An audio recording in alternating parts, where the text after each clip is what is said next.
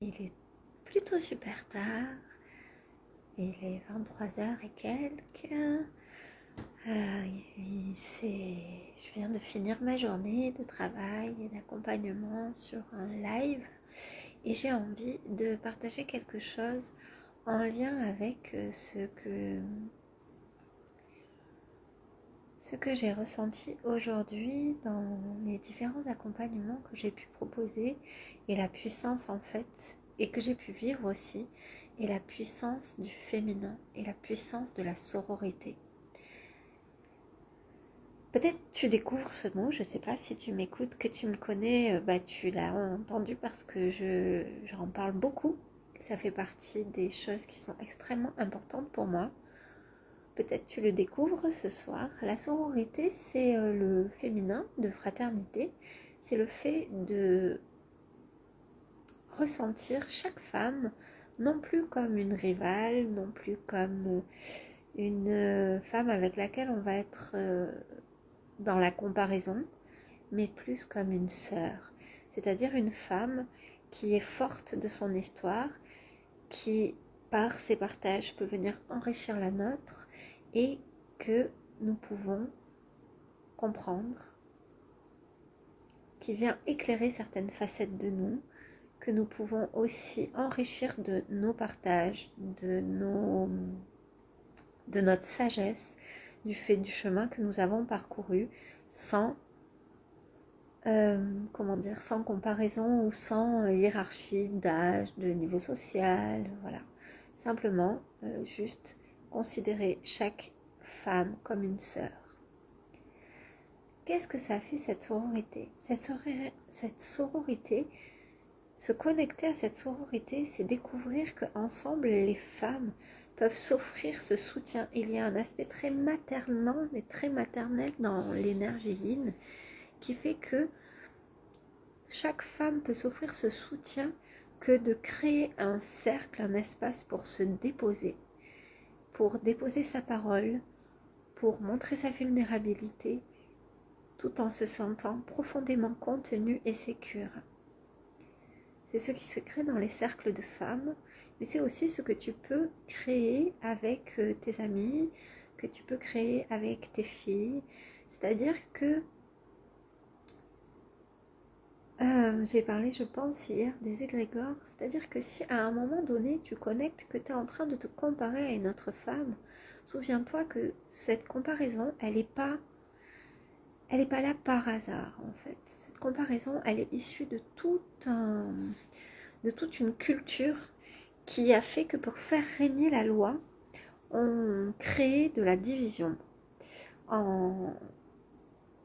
Le mot diable, quelque chose qui est diabolique, le mot diable, sa racine, son étymologie, c'est celui qui divise.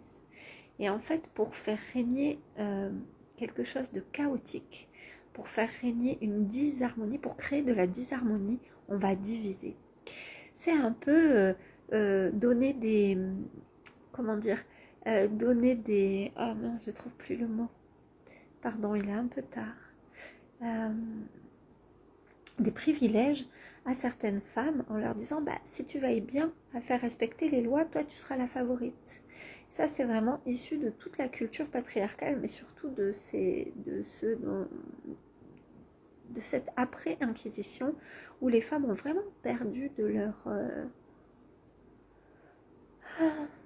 souveraineté et où pour faire bien garder cet ordre-là, on appelle ça le bloc voilé des femmes, c'est pour faire garder bien cet ordre-là, on a dit, toi, là, si tu veilles à ce que chacune reste bien dans les cases, toi, tu seras un peu la privilégiée.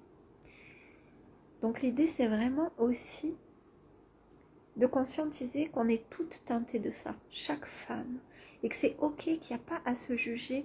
Ok, parfois, je me compare aux autres femmes, c'est vrai. Ok, parfois, je peux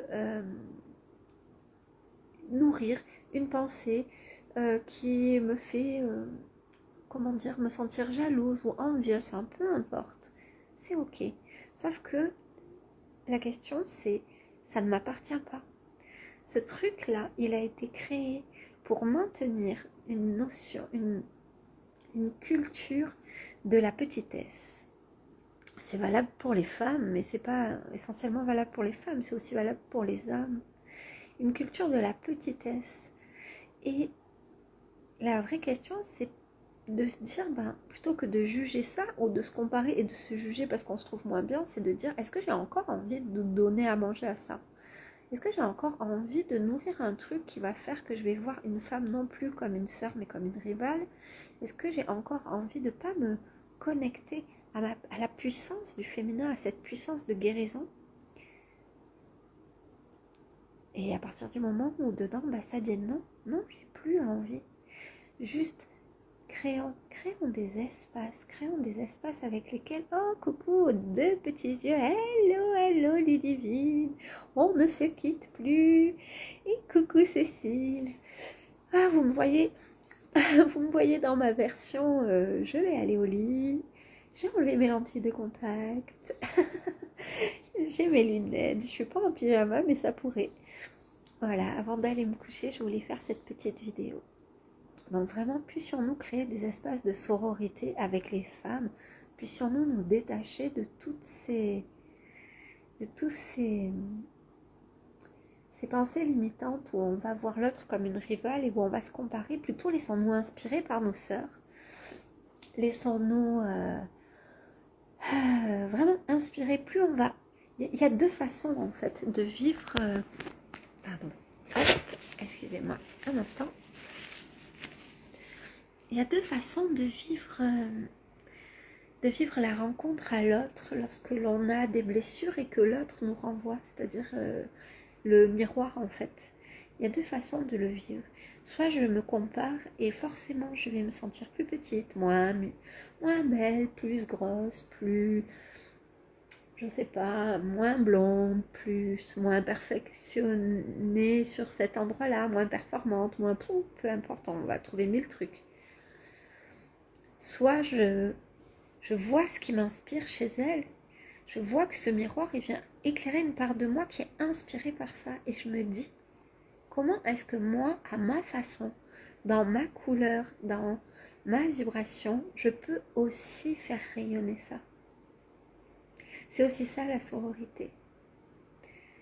Les enfants tout petits, en fait, ils se comparent pas aux adultes en se disant, moi je suis nulle, ils s'inspirent. Et c'est comme ça qu'ils évoluent aussi vite, ce qui fait que en très très peu de temps, les petits enfants, je parlais pas passer un certain âge, on leur apprend vraiment à se comparer, mais les tout petits enfants, avant d'entrer à l'école, en fait, tout simplement, ça va être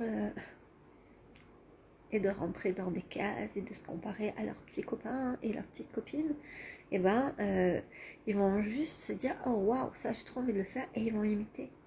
Ils vont imiter et puis ils vont trouver une façon qui est la leur de le faire. Et ils évoluent hyper vite.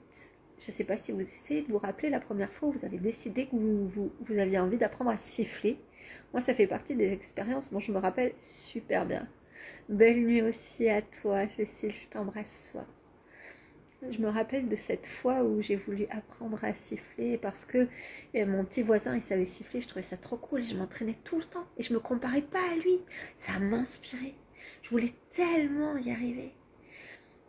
Aujourd'hui à l'âge adulte, quand on se compare, on se sent petite, on se sent en désamour avec nous-mêmes et on crée du désamour envers l'autre. Donc, créons des pensées, des espaces de sororité, que la puissance du féminin nous porte et nous inspire, nous permette de guérir nos blessures, nous permette de retrouver cet alignement et cette ouverture de cœur. Je vous embrasse très fort, bonne nuit Cécile, bonne nuit Ludivine, et puis bonjour à ceux qui me regarderont à un autre moment de la journée. Ciao, à demain. Ciao, ciao.